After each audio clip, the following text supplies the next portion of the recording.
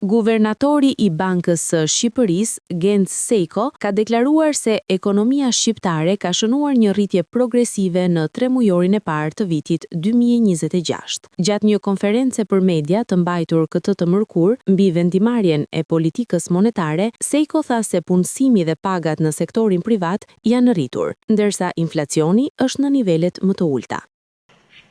Informacioni i marrë në analizë sugjeron se ka patur një ecuri pozitive të ekonomisë shqiptare deri në 3 mujorin e parë të vitit 2026. Vëllimi i aktivitetit ekonomik, punësimi dhe pagat në sektorin privat jo bujqësor kanë ardhur në rritje, inflacioni mbetet në nivele të ulta, ndërsa tregjet financiare shfaqen të qeta dhe kredia për sektorin privat vijon të shënojë një rritje solide dhe të qëndrueshme. Në këtë ecuri, një kontribut pozitiv ka patur dhe politika monetare e Bankës së Shqipërisë.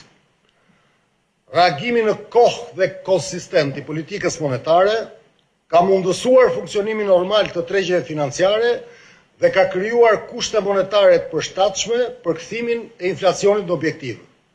Sejko, në vijim të fjalës së tij, deklaroi se inflacioni i çmimeve të konsumit arriti në 2.4% gjatë 2 muajve të parë të vitit 2026, duke regjistruar një rritje të lehtë kundrejt 3 mujorit paraardhës. Mëtej Sejko shtoi se Këshilli Mbikëqyrës i Bankës vendosi të mbajë të pandryshuar normën bazë të interesit në nivelin 2.5%.